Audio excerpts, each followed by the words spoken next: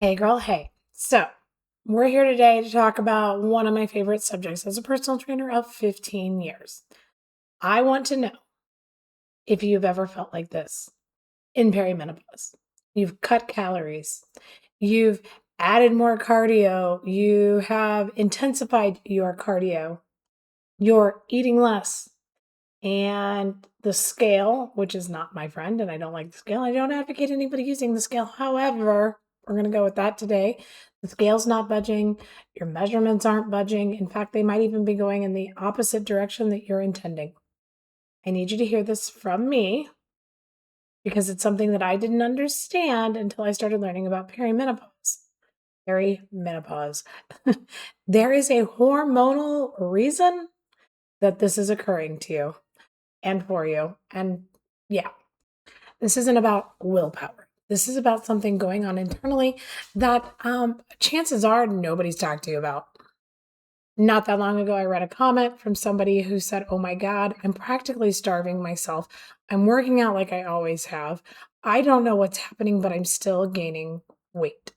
And I wanted to cry for her because I understood having been in those shoes, but I also wanted to say, "Oh my God, please go eat a hamburger and lay off the cardio." But we're going to get into that. I digress. So, if this is you right now, you're not alone. You're in good company. Welcome to my page, Stacey Samlinite. I am a veteran coach, 15 years in the health and wellness industry. I have my master's in sport and health science, and I'm nearing the end of my master's in holistic nutrition. I'm a mom. I've been everything from obese, size 20, elastic waistband pants, no jeans, to MMA fit, tiny, lathe, muscular badass. Today, we're going to talk about belly fat showing up in perimenopause, specifically perimenopause, not menopause, perimenopause. Because what is causing this starts years before your period stops. So here's where we're headed. Why does your body start storing fat differently in perimenopause? Why that fat is more dangerous than you probably thought. And the two super famous in my office hormones that are responsible for this.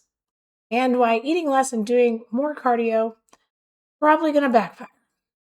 And some options of what to do instead. Because that's why we're all here, right?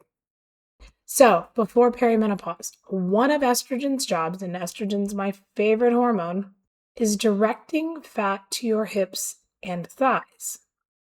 But we all know estrogen fluctuates in perimenopause, and as this begins, those storage patterns, they start to change. And fatty accumulation shifts away from your hips and your thighs towards your midsection, which is why we're here, because nobody likes that. And this is where the term belly comes from. Even though I'm going to tell you today, the shift starts in perimenopause, not menopause. And for clarity, menopause, I know I'm saying it weird, is 1 day. 1 day. Then it's postmenopause. So I digress. Knowledge is power. So if you're pear-shaped all of your life and now all of a sudden you're noticing that's changing and you're gaining weight around your belly, that is a shift in where your body is storing its fat, and it's not just aging. This is hormonal. So this comes from Amy Shaha's book, and I hope I'm saying her name right. I should have looked it up. But the book is Hormone Havoc. And she's very clear that estrogen is not the only player in this game, not the only hormone involved. So you want to know the part that usually gets left out? The fat that lands in your belly is not the same kind of fat in your hips and thighs. Who knew, right?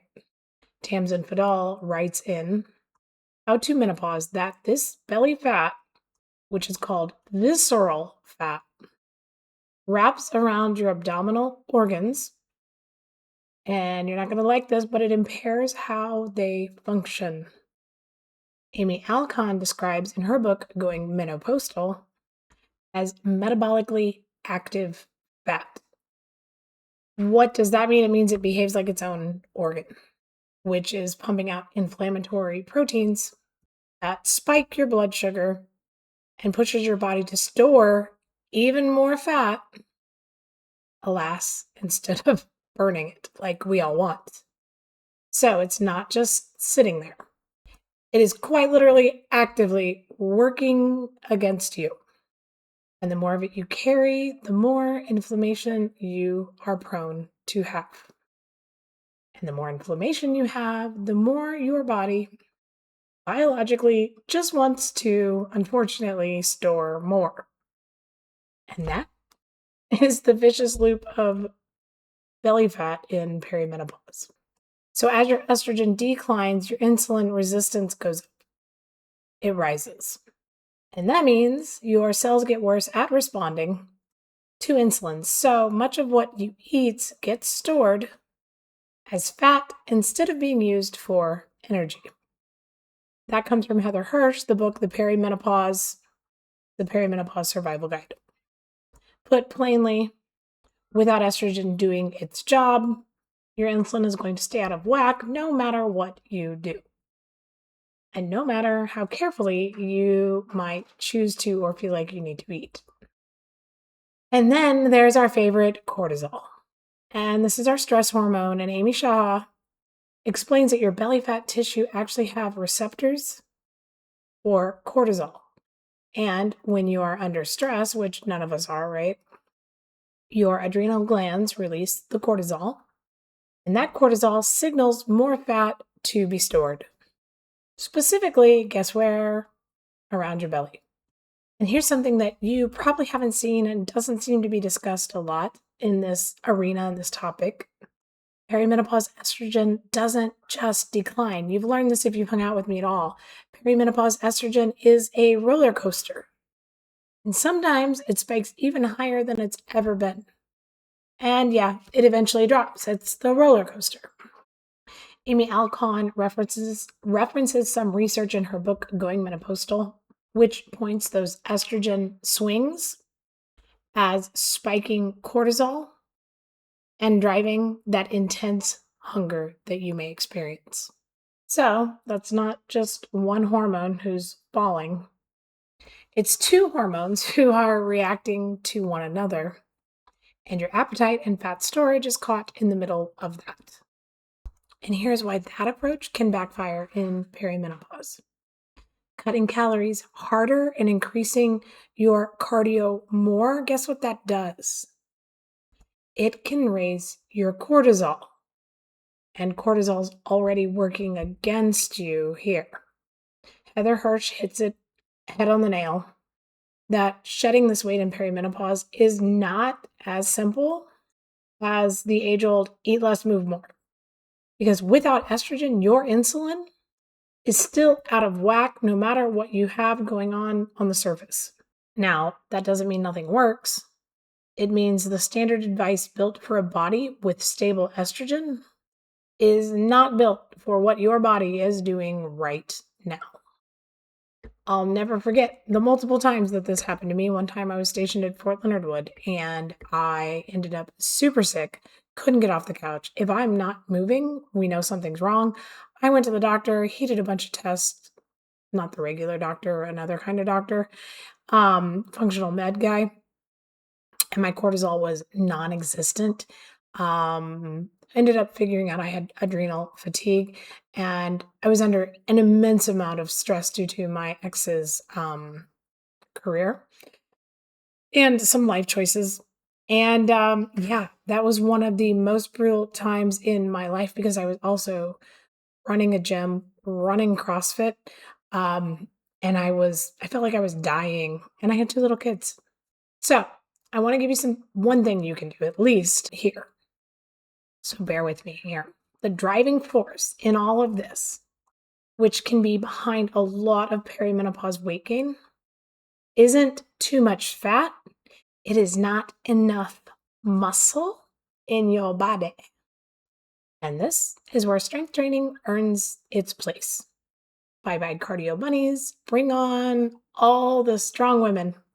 I'd call myself a meathead. Call yourself whatever you want. Tamsin Fadal writes in her book, How to Menopause, that we can lose up to 10% of our lean muscle mass, which, between early and late perimenopause. That's scary. It is twice the rate of any other stage in our lives. Heather Hirsch discusses in her book how perimenopause and weightlifting go hand in hand. And protein and lifting go hand in hand. Now, know that strength training isn't always going to move the needle on the scale. If there's one piece of advice I can give you, is throw that fucking scale away.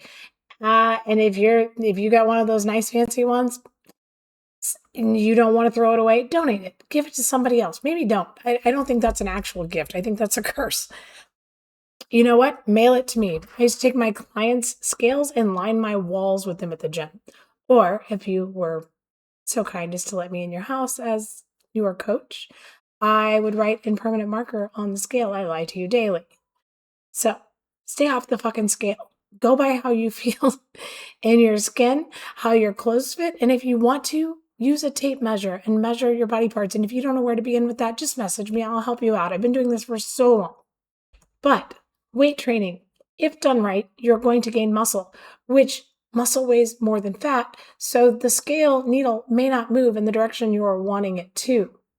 But your body composition can absolutely be changing. That's why you need to pay attention to what you look like, how you feel, how your clothes fit, blah, blah, blah, etc., etc. This muscle is so good for you. It's bone protective, aka you keep your bone density, which we need as we age because a hip fracture is a death sentence for us the older we get. Oh, and it directly supports insulin sensitivity. So, metabolic researcher Benjamin Bickham was cited in Amy Alcon's book, Going Menopausal. He found even moderate movement, like walking, improves your insulin sensitivity in as little as a few months. But it is muscle specifically built through resistance work that makes the biggest difference in how your body handles insulin long term. All right, now we're going to address cardio. Now, easing off the cardio does not mean you do nothing. Heather Hirsch mentions in her book Zone 2, which is moderate intensity cardio. And that's at about 70% of your max heart rate. If you've got one of these things or one of the rings, you can track that. And this is where the happy zone where you burn fat without tipping yourself into a stress response. But if you don't want to track your heart rate, you can do the talk test, where you should be able to hold a conversation, but it should take you a little bit of effort to do so. So, the actual protocol. Eat protein at every meal. Protein, I used to tell my clients, had a mother. There's also value added in like beans and peanut butter, depending on what you can handle, what you like, and curate it to you because you're you and you are the only you, and this is specific for you. I don't want to give you my nutrition plan because we probably don't like the same foods, and that's okay. So, protein at every meal, strength training no less than 2 to 3 times per week. Zone 2, cardio or daily walking. Instead of that high intensity stuff that some of us used to love dearly and were probably addicted to. Consistency over intensity. It's a new age. So, something that might surprise you in Lisa Mosconi's book, The Menopause Brain, she writes that as your ovaries slow down the production of estrogen, your body actually kind of relies on some belly fat to produce a backup form of estrogen called estrone, estrone. So this isn't and never has been about chasing 0% belly fat. Some of it is your body doing exactly what it is supposed to do. This is just about keeping it from taking over, not a complete erasure. And girl, no, this is not a quick fix. This isn't a pill in a bottle that probably wouldn't work anyway. It's a different set of tools for your body that is working differently, and you are learning to work with your body with declining and erratic hormones. So if you don't have it already, I built a free guide of the 82 symptoms of perimenopause that I've researched and collated from all the books and studies that I've been through thus far. Grab it. Weight and body composition are on it. Then you can track everything. You can print it out. You can take it to your doctor and you can hand them a piece of paper that shows them exactly what is going on for you. And they are less likely to dismiss you if you have something to actually hand them. So, surprise, You probably weren't told that belly was hormonal. Now you know. If you know somebody going through this and who would benefit from knowing this, please share this. We all deserve to know these things. And go check out all the books that I referenced in here. I've read them all. I love them all dearly. All my love. Until next time, if you haven't done something to love yourself today, please go do that. If you don't know what that looks like, send me a DM. I'll help you out. Till next time.